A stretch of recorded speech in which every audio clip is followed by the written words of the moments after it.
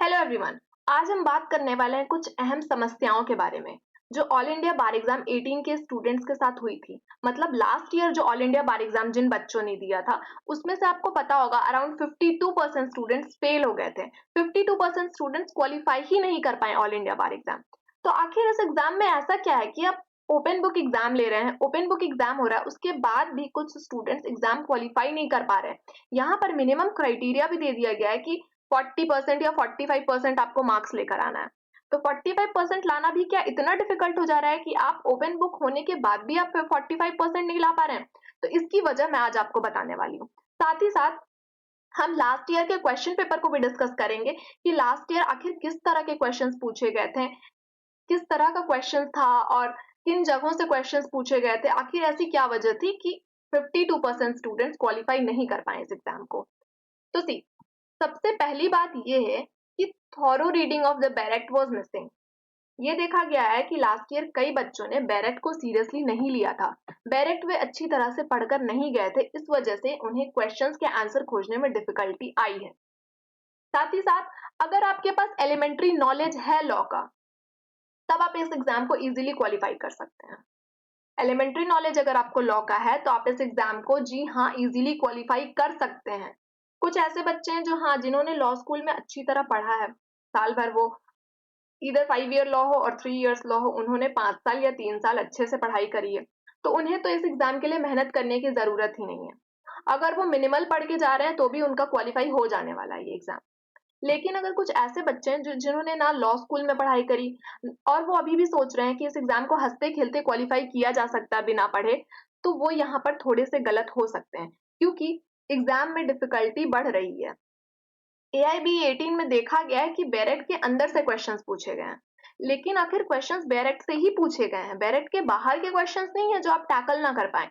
तो अगर आप बैरेक्ट अच्छी तरह से पढ़ रहे हैं, एलिमेंट्री नॉलेज रख रहे हैं, तो डेफिनेट है कि आप इस एग्जाम को क्वालिफाई कर सकते हैं।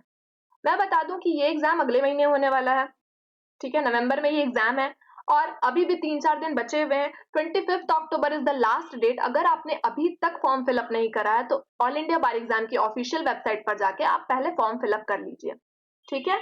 अब हम देखते हैं कि art of locating the section in bare act. Bare act में अगर आपको सेक्शन लोकेट करना आ रहा है तो भी आपका काम आसान हो जाएगा। कई सारे स्टूडेंट्स को इसमें भी प्रॉब्लम हुई है, वो बैरेक्ट में सेक्शंस लोकेट नहीं कर पाए हैं, इस वजह से उनका एग्जाम क्वालिफाई नहीं कर पाया, ठीक है। और एक और रीजन है कि requirement of clear understanding of law is really much important. See आपको क्लियर अंडरस्टैंडिंग लॉ की होनी जरूरी है इस एग्जाम को क्वालिफाई करने के लिए। अगर वो मिसिंग है तो it's bit difficult to clear this exam, ठीक है। अब चलिए अब हम उन बारे में बात करते हैं कि आखिर किस तरह के क्वेश्चंस पूछे गए थे लास्ट ईयर। तो क्वेश्चन पेपर को एनालाइज करके मैंने 5 तरह के क्वेश्चंस देखे हैं कि 5 तरह के क्वेश्चंस पूछे गए थे, ठीक है। सबसे पहले हमारा इंडेक्स बेस्ड क्वेश्चन था। इंडेक्स बेस्ड क्वेश्चंस कैसे होते हैं? जिन क्वेश्चंस के आंसर्स डायरेक्टली इंडेक्स में ही दिए रहते हैं। मतलब अगर आप पूरी बैरेक्ट नहीं भी पढ़ रहे हैं, बैरेक्ट के बीच में अगर नहीं भी जा रहे हैं, जो स्टार्टिंग जो इंडेक्स के पेजेस होते हैं, अगर आप सिर्फ उन्हें प्रिंट करके अपने एग्जाम में लेकर जा रहे हैं तो 12 क्वेश्चंस आप तभी भी क्लियर कर सकते हैं। इंडेक्स बेस्ड क्वेश्चंस कैसे होते हैं? सी अगर पूछा जा रहा है थेफ्ट, थेफ्ट एक ऑफेंस है, वो किस सेक्शन में दिया हुआ है, which section of IPC defines theft. तो हम अगर इंडेक्स देख रहे हैं तो इंडेक्स में 378 में हमें थेफ्ट की डेफिनेशन मिल जाने वाली है। अगर पूछा जाए थेफ्ट की पनिशमेंट कहाँ दी हुई है तो 379 में थेफ्ट की पनिशमेंट दी हुई है। तो these are really simple questions जो कि इंडेक्स बेस्ड डायरेक्टली इंडेक्स में दिए हुए हैं। मतलब 12% क्वेश्चन तो आपके यहीं पर बन गए। 12 क्वेश्चंस बन रहे हैं, मतलब 100 में से 12% आपने बना लिया क्वेश्चन यहीं पर। तो AIB 18 में 12% क्वेश्चन तो इंडेक्स बेस्ड का खेल था। अगर आपको इंडेक्स लोकेट करने आ रहा है तो आप इजीली बना सकते हैं 12%, ठीक है। इसके बाद एक पैटर्न देखा गया कि सेक्शन बेस्ड क्वेश्चन पूछे गए थे। सेक्शन बेस्ड कैसे क्वेश्चन होते हैं? मतलब मेन टेक्स्ट को रेफर करा जा रहा है इसमें, ठीक है। अब इसमें भी कुछ टाइप्स हैं। पहली बात है कि reference to the section number given, ठीक है।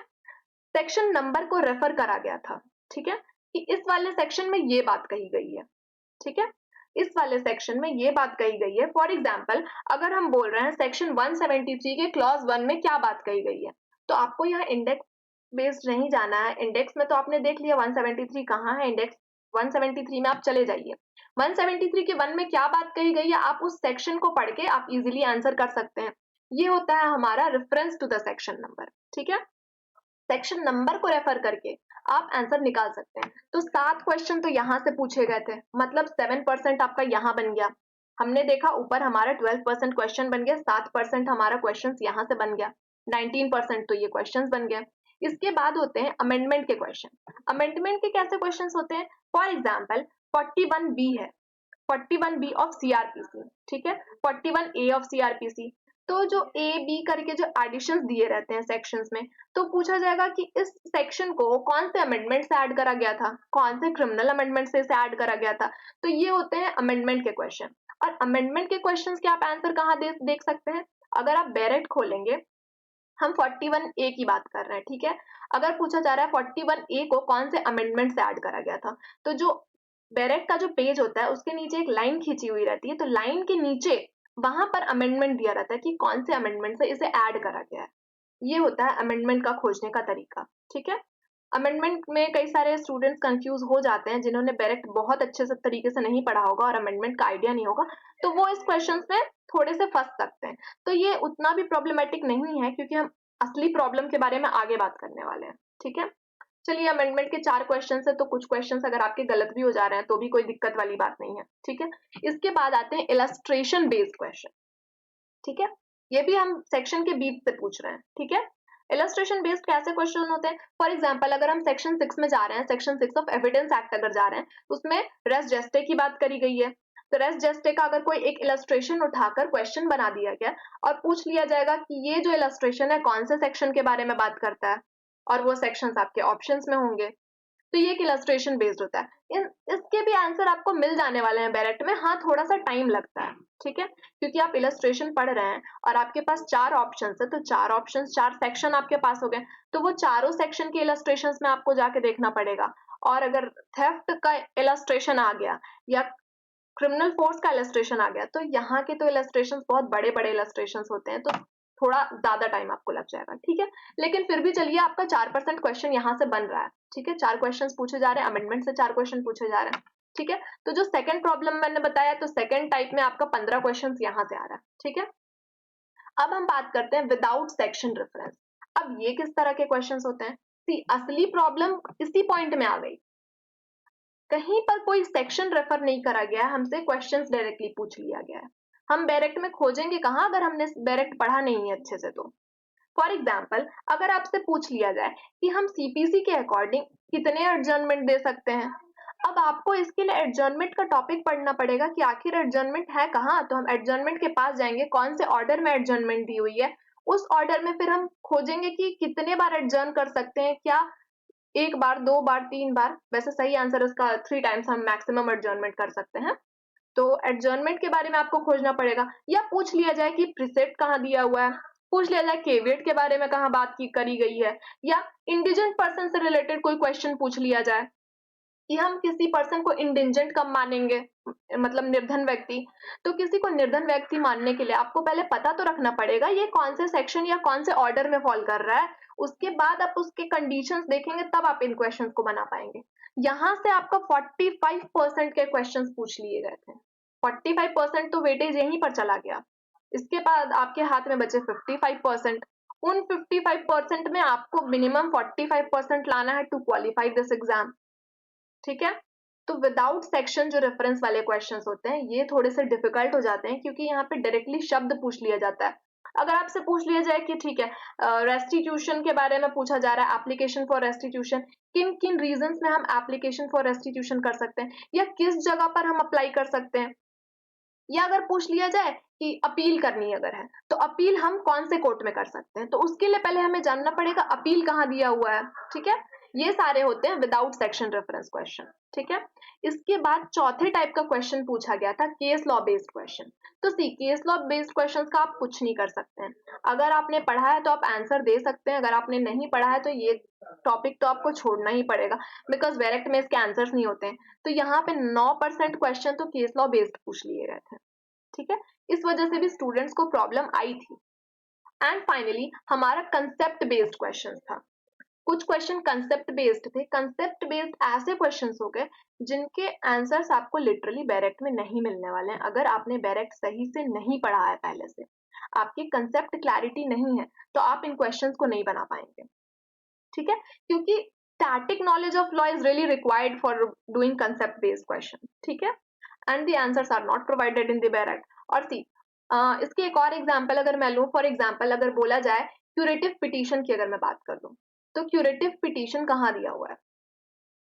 तो क्यूरेटिव पिटीशन तो वर्ड ही नहीं इस्तेमाल किया हुआ है कहीं, तो हम किस तरह से मानेंगे कि वो कौन से सेक्शन में या किस जगह पर दिया हुआ है? तो उससे हमें प्रॉब्लम होगी। इसीलिए कंसेप्ट बेस्ड क्वेश्चन में भी लोगों को दिक्कत आई है, और यहाँ तो 19 क्वेश्चन कंसेप्ट बेस्ड पूछ लिए गए थे।